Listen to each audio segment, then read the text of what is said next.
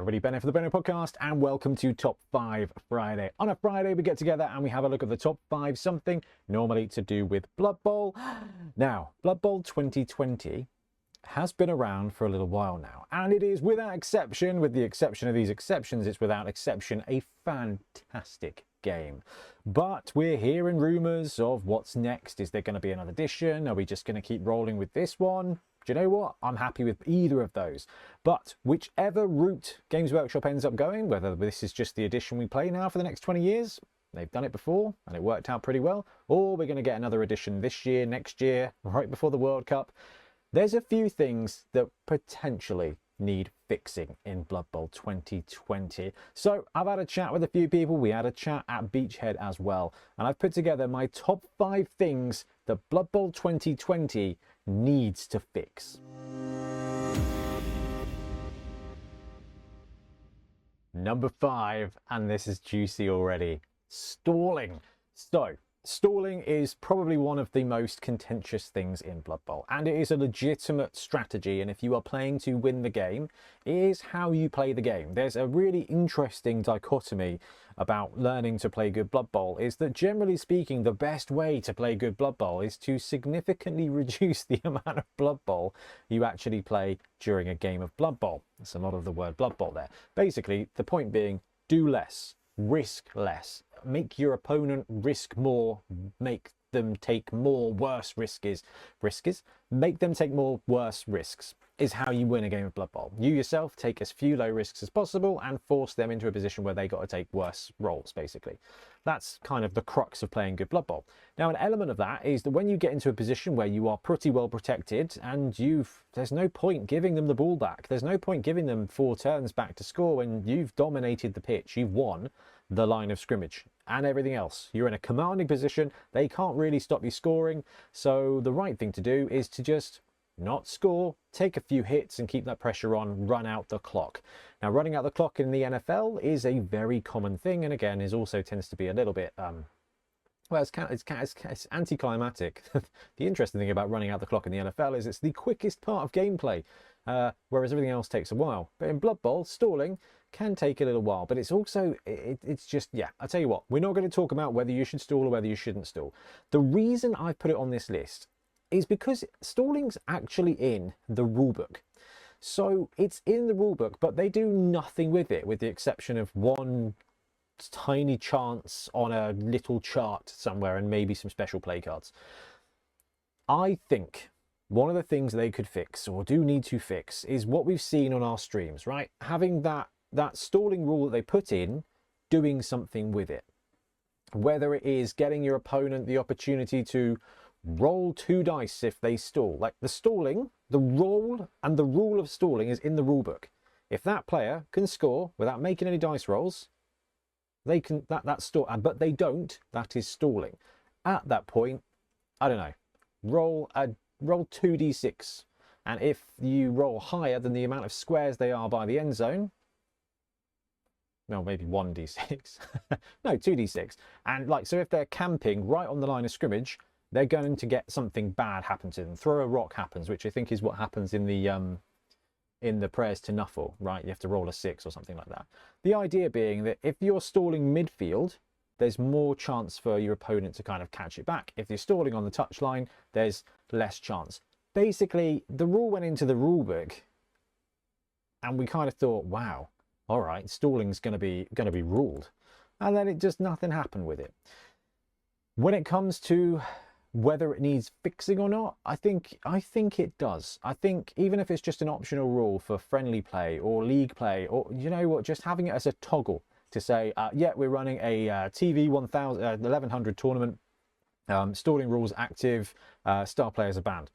All right, stalling rules. Okay, I know that the stalling rule is active. Stalling rules are fine.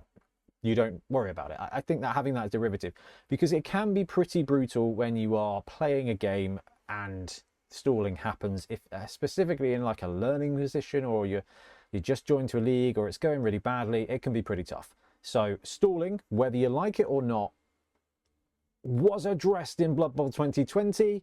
It just needs to be addressed more. number 4, and on that, it's Prayers to Nuffle. So Prayers to Nuffle is a really interesting one. On the one hand, I personally love the randomness of it. I love the kind of narrative spill that can come out of it, and it's quite cool, it's quite interesting. But I mean, you guys know that we play at least one game of Blood Bowl a week, with some BB3 chucked in there, maybe a friendly game. You know, you're looking at dozens of games a month. Blood Bowl 3 is fine, but when you're playing tabletop, if you've seen it in tournaments and you've seen it on our streams, we skip. In tournaments we don't skip it, but we do skip the Prayers to Nuffle table in our league, and it's just something that it doesn't. The complexity that's added from the Prayers to Nuffle table, like, right, now this guy's got stabbed for a certain amount of time, and this guy's got this for a certain amount of time, and this guy got... Do you know what? The extra randomness and fluff there, I think, is really cool, but if you're playing a game, it adds more mental noise. And when you're playing a league game, there's quite a lot of mental noise anyway. You need to know your team, you need to know your opponent's team, you need to know the skills, you need to know their skills. The great thing about Blood Bowl is that the majority, 99% of what's happening is happening on the pitch in front of you. So introducing more things like that you're not expecting or you don't know, I just don't think it adds enough value. I think, and this is going to sound like a bit of a grognardy thing, but I kind of liked it in the old edition, right? Where it was it on a 6 was brilliant coaching, 7 was weather, 8 was cheering fans, assistant coaches added to one, cheerleaders added to the other, you got an extra re-roll, and you kind of played on. That works beautifully because it just allowed you to quicker, you didn't have to think about anything, and it honestly, it doubled the chance of you netting a re-roll, which can be really massive later in the game. Again, if you've been watching Monday Night Blood Bowl, you'll know this. So we swap it out and basically use them both as brilliant coaching, but we used obviously the crowd, the viewers, to kind of swing it one way or another. And I think it just gives a better experience. So I would say, have the Prayers of Nuffle, have it as an optional rule, have like right, do you know what, we're playing at a Prayers to Nuffle event, have it as that optional rule. You've got 2 different ones, one for tournaments. That's the other thing I don't overly enjoy, is the tournament stuff, because again, it's more stuff to track. It's less by half, but I just don't know if it adds to the gameplay the equal amount that it adds to the mental load, I suppose.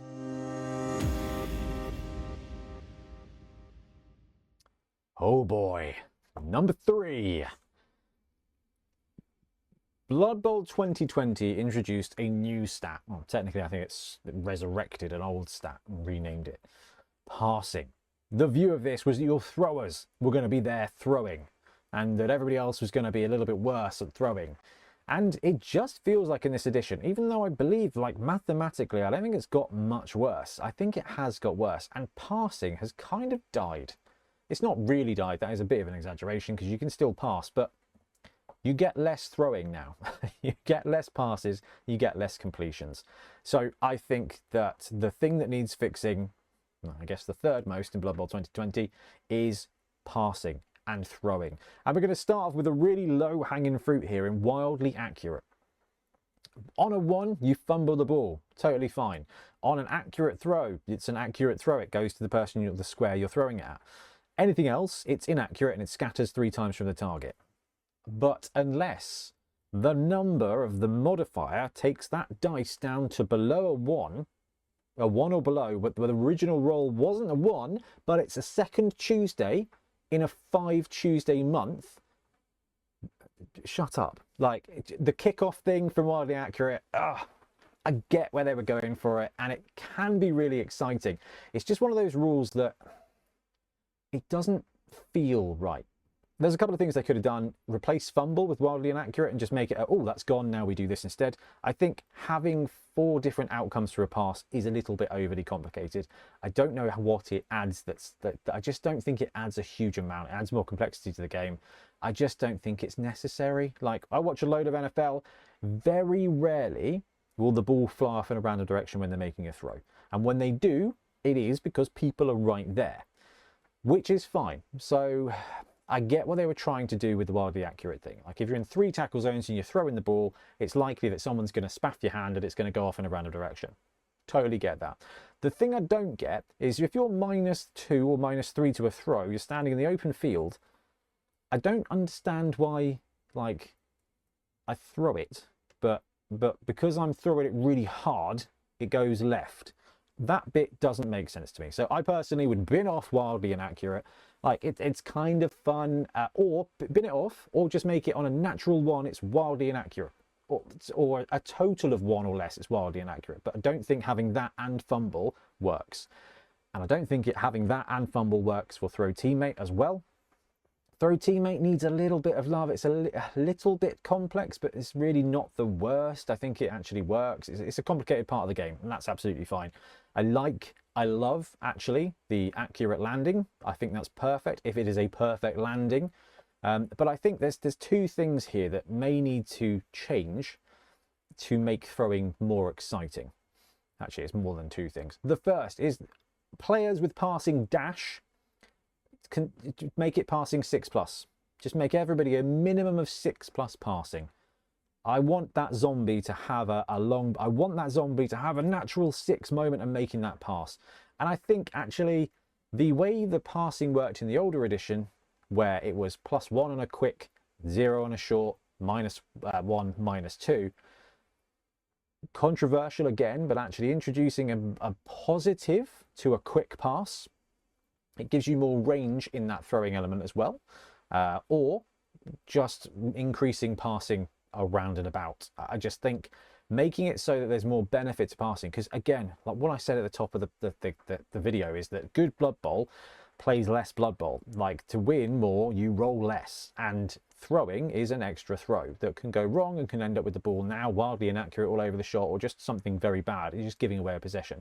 So you got to make it more comfortable. Now, if you do that, the game becomes quicker. You get a little bit more touchdowns. It's harder to defend, but actually you get more TDs and you get more SPPs. And obviously I'm an edge player, so I love that. But I don't know, like, everyone's like, blech, dwarves. Well, what if the dwarves actually had a little bit of a short-range passing game? Actually, that'd be wicked. My dwarf runner is now a dwarf thrower. Sure, he's only passing 3+, but actually I can shovel that pass up to 3 squares on a 2+, because it's +1 to a quick pass. That you start getting some, like, oh, there's some more plays and more options, and I think that's key. So the first one is get rid of passing dash. The second one is maybe make passing a little bit easier. The third one is allow throw teammate and a pass to happen in the same turn. I just think that's fine. I just think that's fine. It's just sometimes you're like, oh, I could get this, I can chuck it to him and he can throw him over the line. Oh no, I can't throw a goblin and a ball at the same time. Do you know what? Let them do it. It's absolutely fine. And the fourth one might be that if you throw, not a handoff, throw, and the target player scores a touchdown, you get a touchdown on the SPP as well. Then you get throwing touchdowns as a stat in Blood Bowl. You get some more SPP. It encourages a throw, encourages that risk, and it's a risk reward thing. I can make a 2+ throw and a 3+ catch, or I can make a 3+ handoff. If I make the 3+ handoff, that guy gets a touchdown. If I make the 2+, 3+, we both get a touchdown SPP. It just juices it up more. It gives you more kind of options and more reward to take more risks. So you kind of get that more options for tight competitive play. I've got outs. I've got low percentage plays, but I can make them and it might work. And on the other hand, you've got like, oh, I can throw more, I can do more stuff, and doing more tends to be more fun. So passing. Number 3.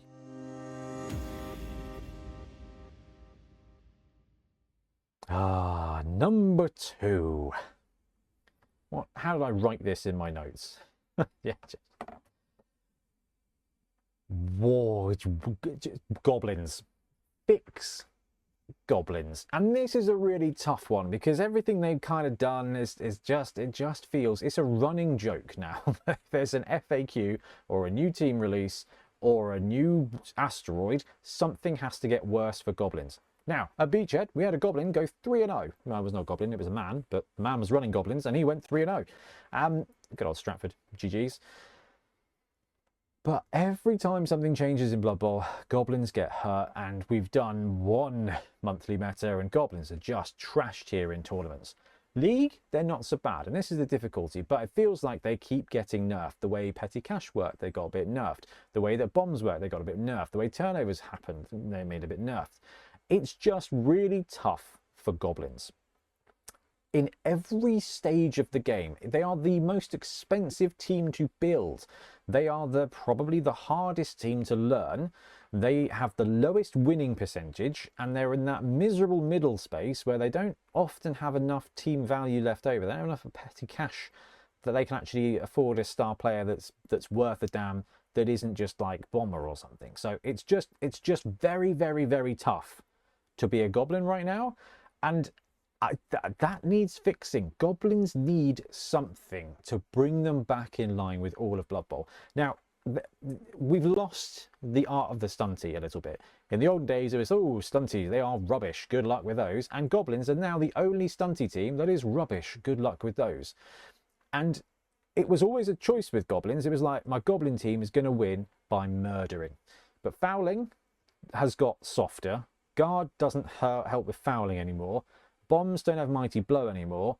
And it's just piling on. That means that Goblins are just, I'm going to offend some people here, but these days they're just a worse Snotling team. They've got some of the most fun positionals. The Doom Diver's great. Pogo's really useful, but the Snotlings have those. The Bomber's really useful, except that Bomber himself is better, and the Snotling team has 2 of those. Trolls are good, but the Snotling team has 2 of those and 2 pump wagons as well. And it's just kind of like, Goblins need some love. And I don't know what it is. I don't know. I mean, there's so many things you could do for Goblins. Goblins get 2 free bribes just for the lols. Like, whatever. It just give them something to make it worthwhile. We had a Goblin team in the last Bonehead Championship, and when we started out, we couldn't afford all the positionals. And it was like, we've got a choice now. Do we go some of the positionals and we never ever going to have a star player? Do we want star players? It's not even about the star players. It's about bribes. Goblins can't afford everything they need to afford.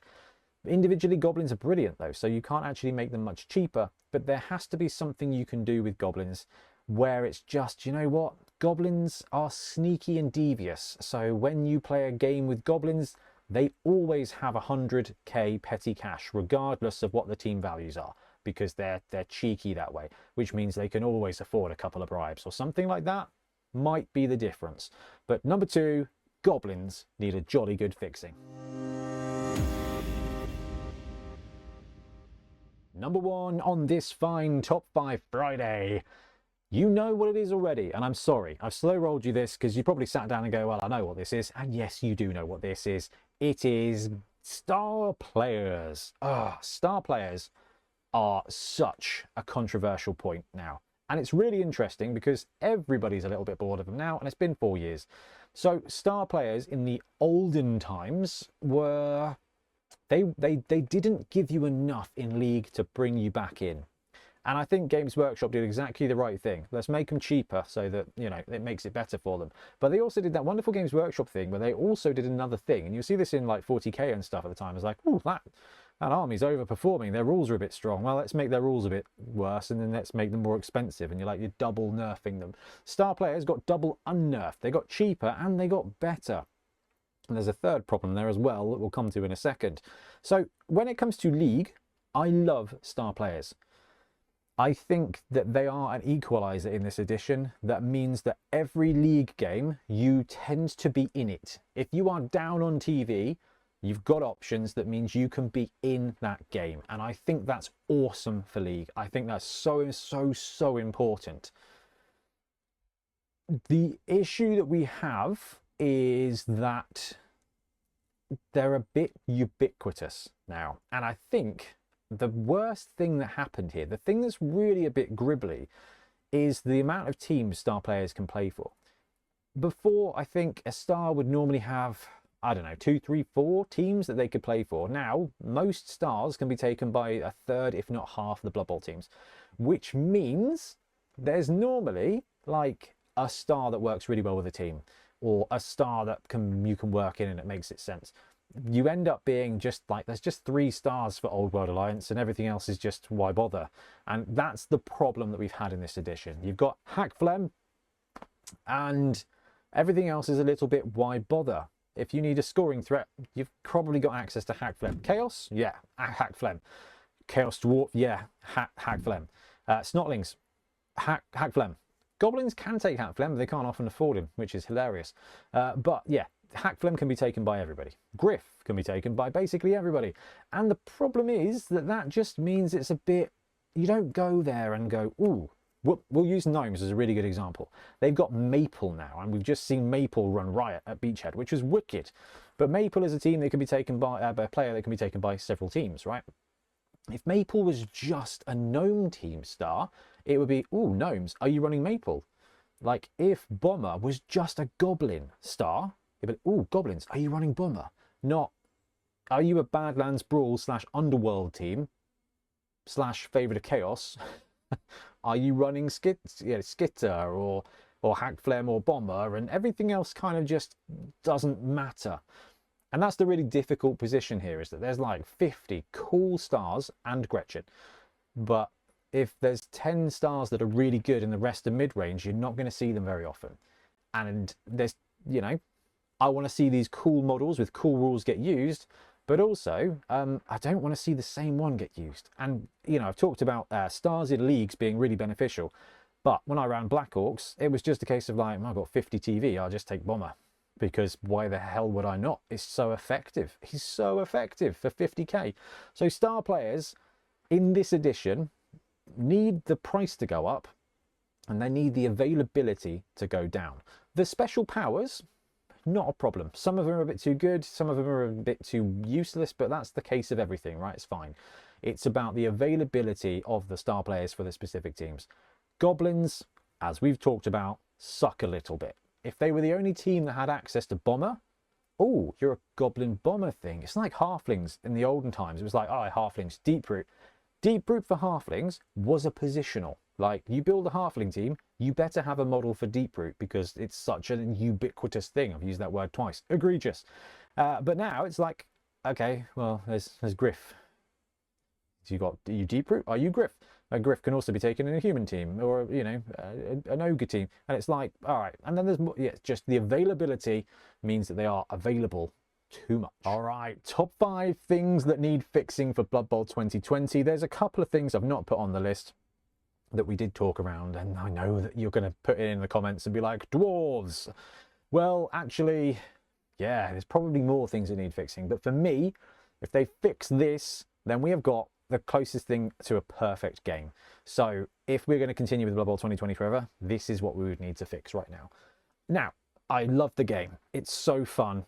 It's just a few things I think need some improvement, but being imperfect is often the perfect thing to be, and Blood Bowl is right there. So I'm not going to knock it, but it's fun to have a wish list.